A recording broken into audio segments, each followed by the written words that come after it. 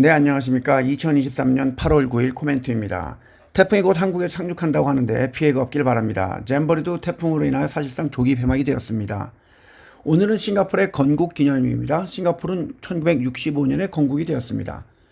세계적인 신용평가사인 무디스가 10개 미국의 중소형 은행들의 등급을 내렸으며 또한 뱅크 오브 뉴욕 멜론과 뱅크 오브 US 뱅크 오브 같은 대형 은행도 신용 등급을 내릴 수 있다고 했습니다.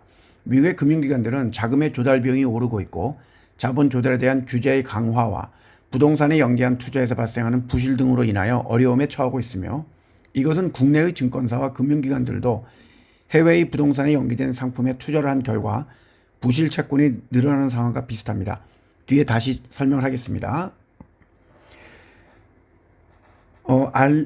특히 2분기 실적이 발표된 일라이 릴리가 당뇨병과 비만약 등등에서 좋은 결과가 나오면서 주가가 14.87% 상승을 했습니다. 또한 덴마크의 제약회사인 노보 노르디스크는 그들의 비만약인 위거비가 비만이거나 과체중이거나 심장병에 경력 있는 사람들이 복용을 하면 심혈관 관련 질환이 20% 적게 발생했다고 발표하면서 주가가 또한 17.26% 상승을 했습니다.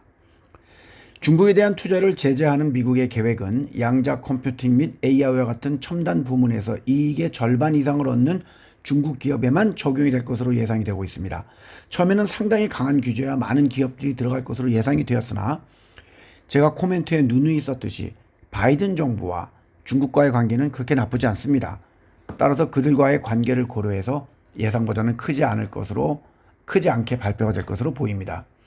대만의 반도체 제조회사인 TSMC는 인피니온, NXP, 보쉬와 같은 회사들과 함께 독일의 드레스덴에 110억 불, 14조 5천억 원 정도의 규모의 공장을 건설하기로 합의했습니다. TSMC는 이 공장의 70%의 지분을 소유할 것이며 38억 불, 5조 95억 원 정도를 투자한다고 발표했습니다.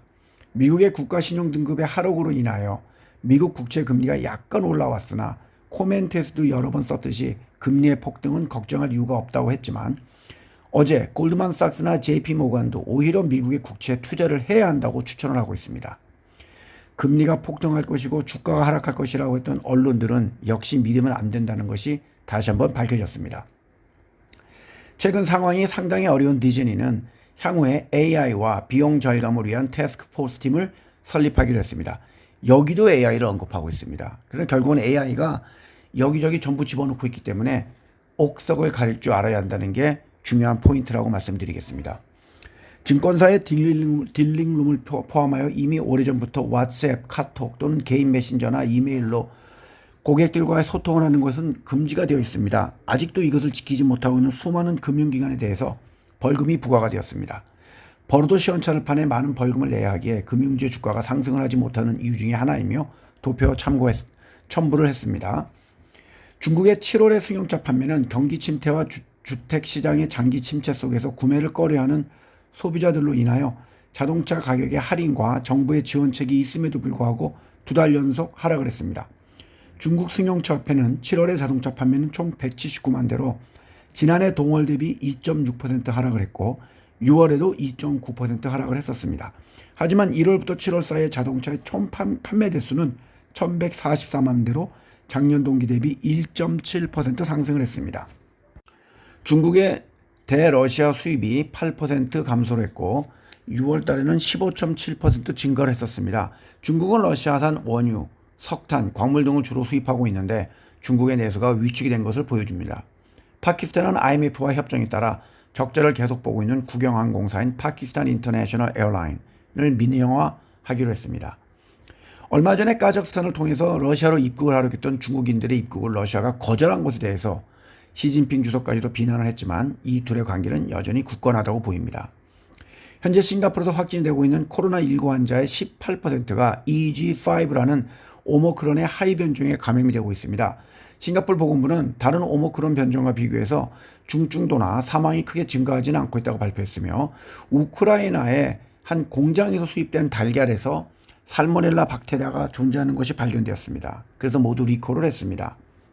이미 기아와 현대라는 이름으로 자동차를 판매하고 있는 세계에서 세 번째로 큰 자동차 시장인 인도에서 현대자동차는 더 많은 전기차를 만들 거라고 발표를 했습니다. 이미 인도는 현대차 매출에서 두 번째로 큰 시장이며 2032년까지 5개의 전기차 모델을 소개할 예정이라고 했습니다. 또한 충전소도 2027년까지 439개를 설치할 것이라고 발표했습니다.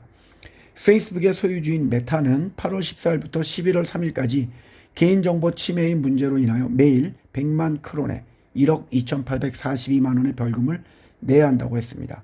노르웨이의 개인정보 침해 규제 기관은 7월 17일에 이미 확인된 개인정보 침해 문제를 해결하지 않으면 계속해서 벌금을 부과하겠다고 발표를 했습니다.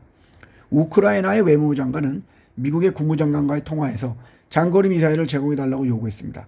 결국 러시아로 바로 공격을 하겠다는 의미인데 미국이 이 요구를 들어줄지는 귀치가 주목이 됩니다. 동방신기의 윤호가 6곡의 신곡이 담긴 미니 앨범인 리얼리티 쇼라는 앨범을 발표했습니다. 이것은 그가 두 번째로 발표했던 미니 앨범 이후 2년 7개월 만에 발표하는 것으로 오늘 타이틀곡과 몇 곡을 카카오톡 단톡방에는 이미 보내드렸습니다. 세계 여자 월드컵 축구대회에서 콜롬비아가 자메이카를 1대0으로 이겼으며 프랑스가 모로코를 4대0으로 이기면서 8강에 진출했습니다. 8강전은 8월 12일 금요일에 스페인과 네덜란드 및 일본과 스웨덴의 경기로 시작을 하며 4강전은 8월 15일 화요일에 있을 예정이며 결승전은 8월 20일 일요일에 있을 예정입니다. 재작년인가 작년에 제가 키움증권에 대한 소개를 하면서 추천을 했었습니다. 그때 이유 중에 하나가 키움증권은 덩치가 상대적으로 크지 않고 지점도 없고 종업원 횟수 적기 때문에 인건비가 많이 나가지 않고 주식시장이 화랑이면 주식 거래대금이 늘기 때문에 경영도 좋아질 것이다 였습니다. 반면 이들은 최근에 예상치 못한 대주주의 문제가 있었기 때문에 주가가 하락을 했으나 2분기 영업이익이 1,808억 7천만 원으로 작년 동기 대비 42%가 상승을 했고 당기순이익은 1,344억 820만 원으로 역시 전년 동기 대비 22.76%가 상승을 했습니다.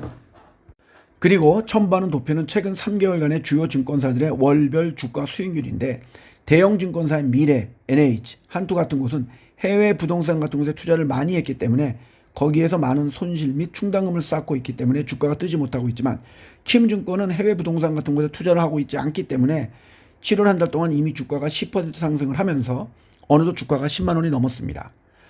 제가 곧 유튜브에 키움에 관한 내용을 다시 한번 올리겠습니다. 오늘은 노르웨이의 루스피우드라는 지역의 멋진 사진을 첨부를 했습니다. 카페에는요. 표류식 지형으로 유명한 곳이기에 상당히 지형이 멋있습니다. 오늘도 즐거운 수요일이 되시길 바랍니다. 감사합니다.